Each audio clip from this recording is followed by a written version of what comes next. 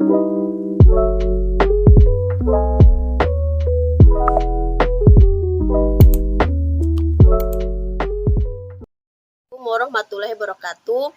Nama saya Patrai Latif dari kelas PGMI 2C. Di sini saya akan memenuhi mata kuliah Administrasi Pendidikan.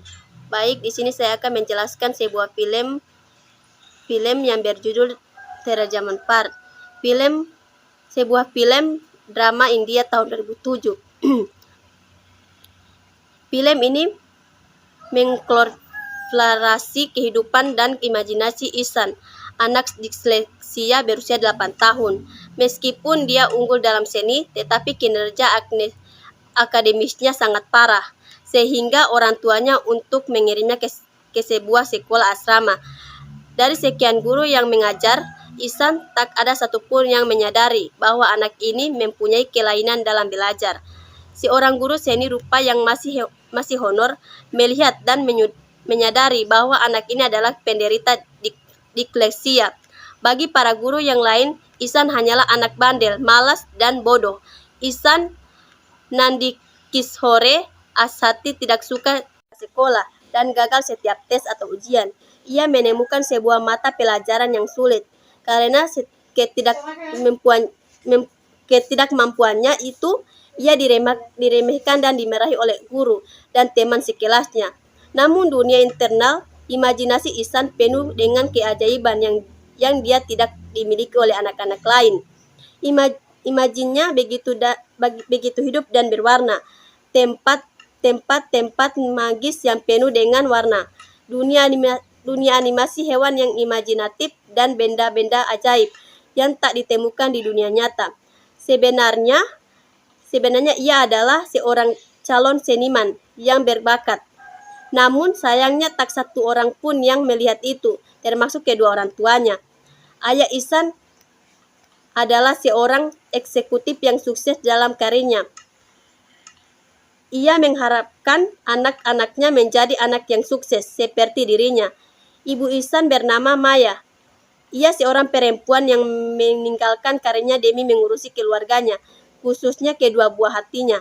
Maya sering merasa frustasi karena ketidakmampuannya untuk mendidik anak-anaknya.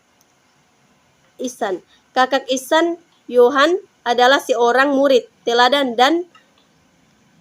dan juga atlet tenis yang mengerti Ihsan. Setelah menerima laporan akademik semester pertama di kelas 3 SD yang sangat buruk, orang tua Ihsan mengirimnya ke sebuah sekolah berasrama dengan harapan agar anak ini bisa lebih disiplin dan fokus dalam belajar, serta tidak malas atau bandel lagi di sekolah.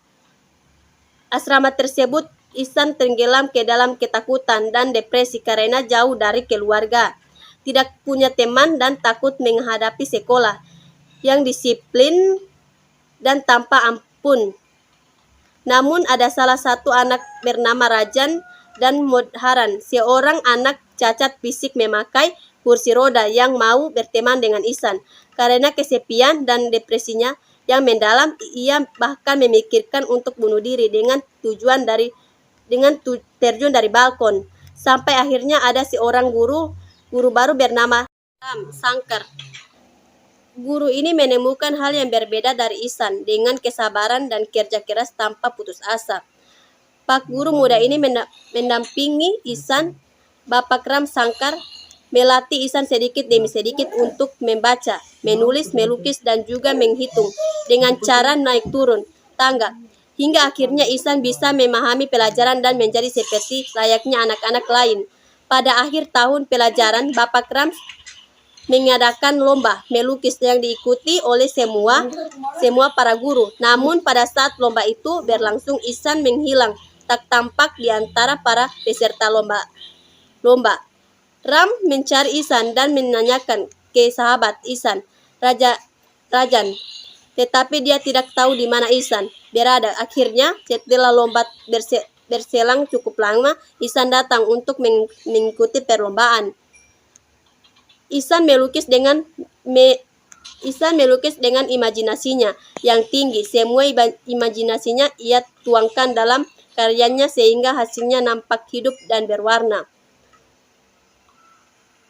Tibalah saatnya para juri menilai karya para peserta lomba. Ada 2 karya terbaik adalah lomba itu, yaitu karya Ram dan lukisan Ihsan. Dengan berbagai pertimbangan, para juri akhirnya memutuskan karya Ihsanlah yang terbaik. Baik, hanya itulah review dari sebuah film yang berjudul Terjemahan Part. Lebih dan kurangnya saya mohon maaf. Wabillahi taufik walhidayah. Wassalamualaikum warahmatullahi wabarakatuh.